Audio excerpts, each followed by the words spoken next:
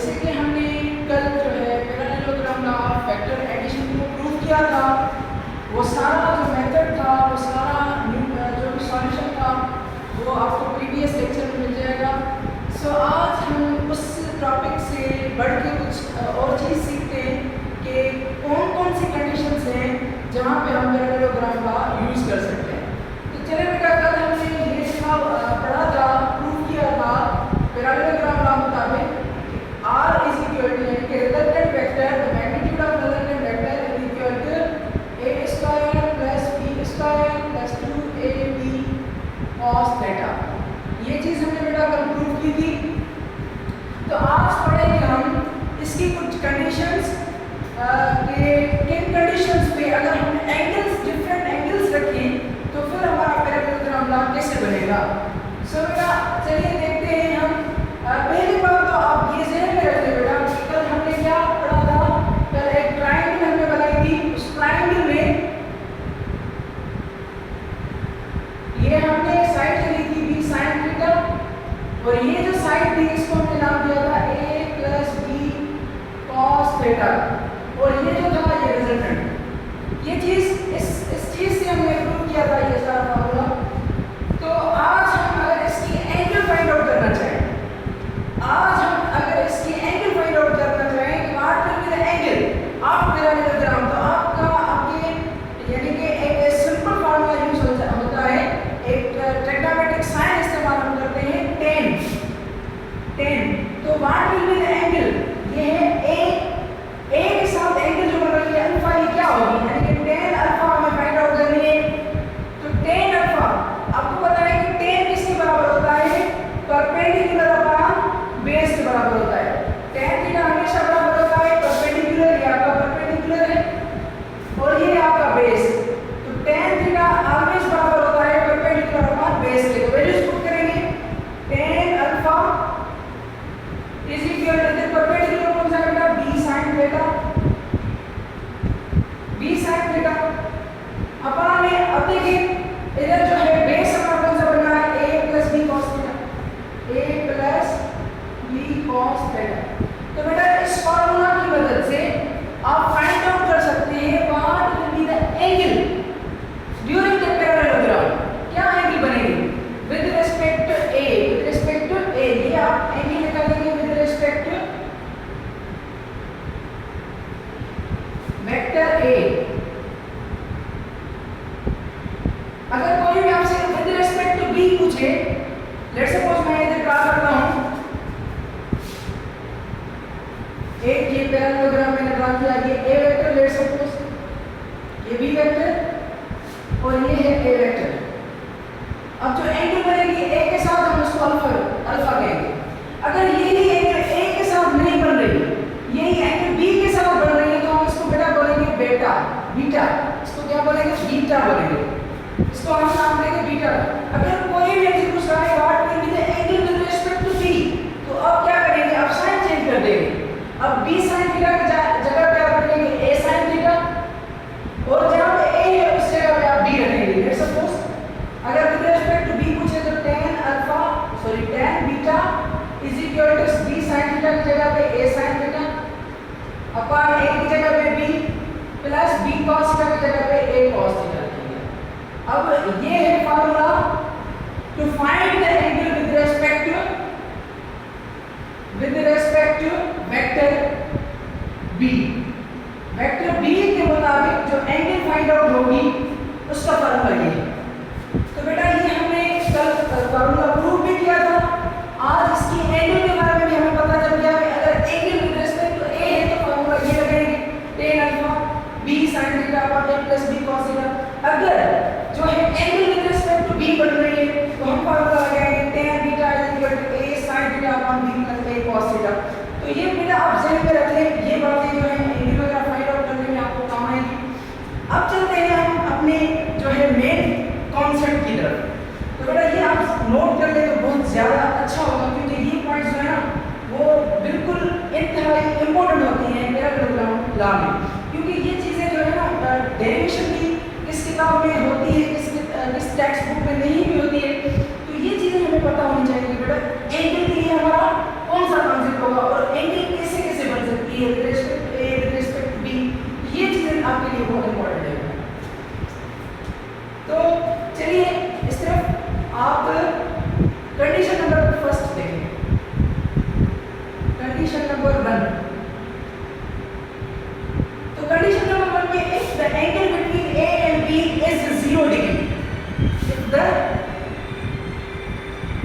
Angle between A vector and B vector is 0 degree.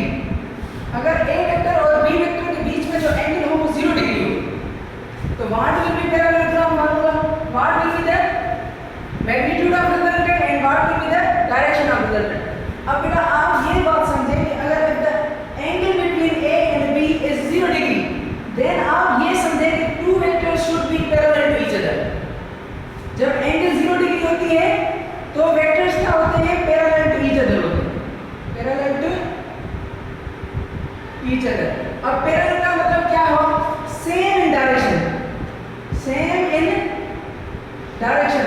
उनका जो direction होगा वो क्या होगा? सेम। अगर ए वेक्टर ऐसे मूव कर रहा है तो बी वेक्टर भी इस ही डायरेक्शन में मूव करेगा।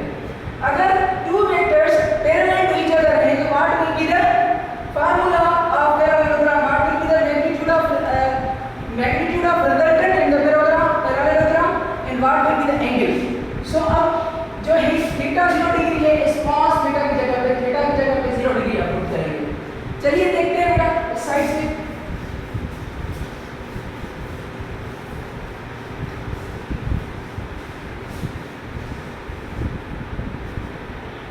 अब इस फार्मूला में थीटा की जगह पे आप पुट करेंगे 0 डिग्री।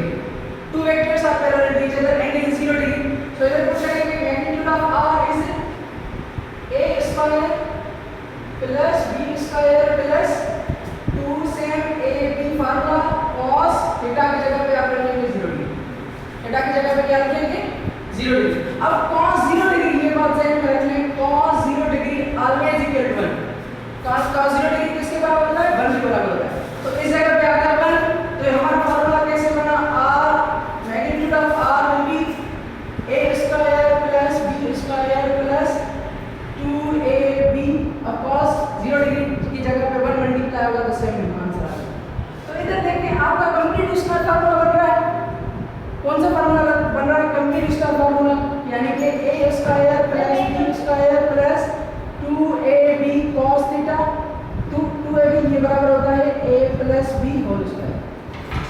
तो ये बन गया a plus b whole square. तो इस जगह पे लिखेंगे आप a plus b whole square. तो r magnitude of r is equal to a plus b whole square. तो ये स्क्वायर रेडिकल में कैंसिल हो गई, तो रिजल्टेंट क्या बना? a plus b। अब ये जो आंसर आ गया आपका a प्लस b, अगर two vectors parallel to each other हैं तो जो रिजल्टेंट बनेगा a प्लस b, यानी कि it is the maximum value of resultant. It is the maximum value of resultant. ये जो रिजल्टेंट का है वो मैक्सिमम वैल्यू बनेगा। अगर एंगल होगी 0 डिग्री, बेटा ये बात आप अपने ज़हन में रख लें कि अगर एंगल 0 डिग्री है तो जो मैग्नीट्यूड ऑफ रिजल्टेंट आएगा या रिजल्टेंट का जो आंसर आएगा वो मैक्सिमम हमेशा आएगा। फिर एक और पॉइंट भी आप देख लें इधर से। अब ये जो पॉइंट है ये ना सिर्फ आप इसका मैग्नीट्यूड लिख सकते हैं, आप अगर एंगल को चेंज करें। दूसरी कंडीशन है, ये कंडीशन नंबर 1 हमने पढ़ ली, रिजल्टेंट का आंसर क्या आ गया? मैक्सिमम आ गया। अब कंडीशन नंबर 2 देख लेते हैं बेटा। अब कंडीशन नंबर है if the angle between a and b, ये कंडीशन नंबर 2 इधर कर देता हूं बेटा। If the angle between a and b is 180 degree, then what will be the magnitude of resultant? Then what will be the magnitude of resultant? ये देखिए बेटा। अब ये बात आप ध्यान में रख लें कि अगर दो वेक्टर्स के बीच में एंगल है 180 degree, then they must have the same magnitude but their direction is opposite। उनका मैग्नीट्यूड सेम हो सकता है बट बेटा ये बात आपको ध्यान में रखनी है कि उनका डायरेक्शन अपोजिट होगा। एक वेक्टर इस तरफ होगा तो दूसरा वेक्टर इस तरफ, ये बात आपको क्लियर है। तो हम यूं कह सकते हैं कि एक वेक्टर का तरफ इस तरफ ये है, लेट्स सपोज ए वेक्टर, दूसरे का डायरेक्शन रिवर्स होगा, यानी कि that is a B vector. तो अब ये जो एंगल आपको मिली हुई है 180 डिग्री, इस फार्मूला में इधर पुट कर देंगे तो आपको सेकंड कंडीशन मिल जाएगी।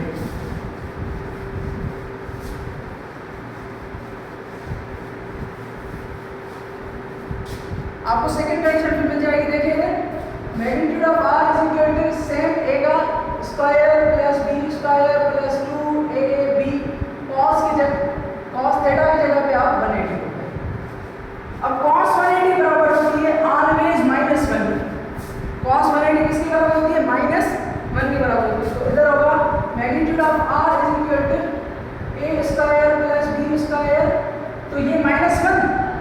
Plus 2ab into minus 1। अब ये प्लस इंटू माइनस माइनस हो गया, तो आप इसको इधर से इसको माइनस कर सकते हैं।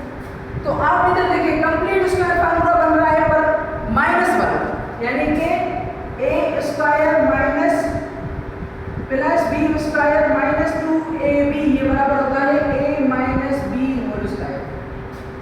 तो आप इसकी जगह पे रखेंगे a minus b whole square, तो r is equal to under radical a minus b whole square, इसका रेडिकल कैंसिल, तो it will be r is equal to a minus 1।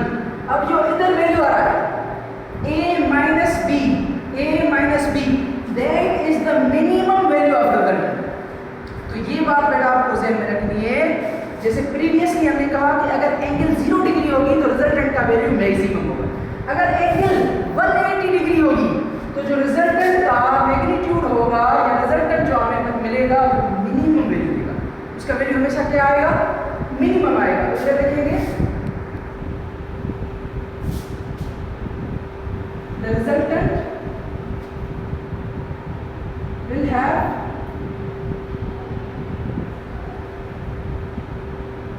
minimum value when the angle is 180, then the resultant has the minimum value।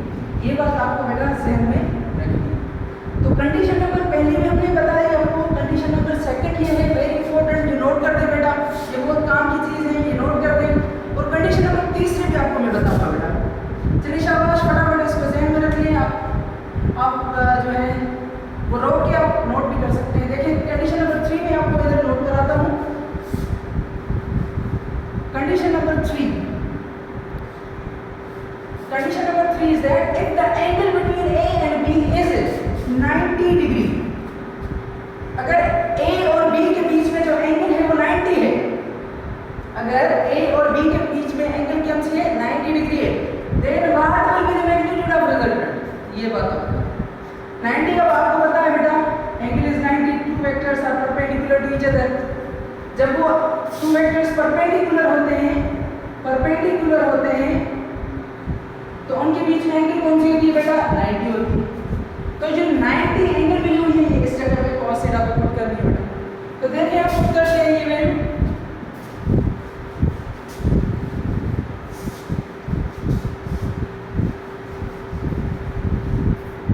अब इस 180 की जगह पे आप रखेंगे cos 90। अब cos 90 ऑलवेज इक्वल टू 0, ये टर्म आपका हो गया 0, तो 0 2ab से मल्टीप्लाई करेंगे तो क्या हो जाएगा, सारा टर्म 0 हो जाएगा। तो क्या बचा, r is equal to a square plus b square. तो सिंपली ये आपको क्या मिला, मैग्नीट्यूड ऑफ रिजल्टेंट। अब इधर a जो है वो शो कर रहा है ax और जो b वेक्टर है शो कर रहा है by, यानी कि इधर आप यूं लिख सकते हैं r इज इक्वल टू ये जो है a square x component plus b square y component, x और y कंपोनेंट को जोड़कर हमने जो रिजल्टेंट बनाया वो था a square plus b square. ये तब बनेगा जब एंगल बनेगी a और b के बीच में कितनी, 90। जब एंगल 90 होगी तो हमारा रिजल्टेंट क्या बनेगा, a square plus b square, यानी कि x कंपोनेंट का स्क्वायर y कंपोनेंट का स्क्वायर। ये हो गया बेटा टू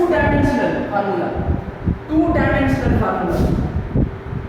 अब इसको अगर 3 डायमेंशनल फार्मूला में लिखें तो r is equal to under radical a square x plus b square y plus c square z।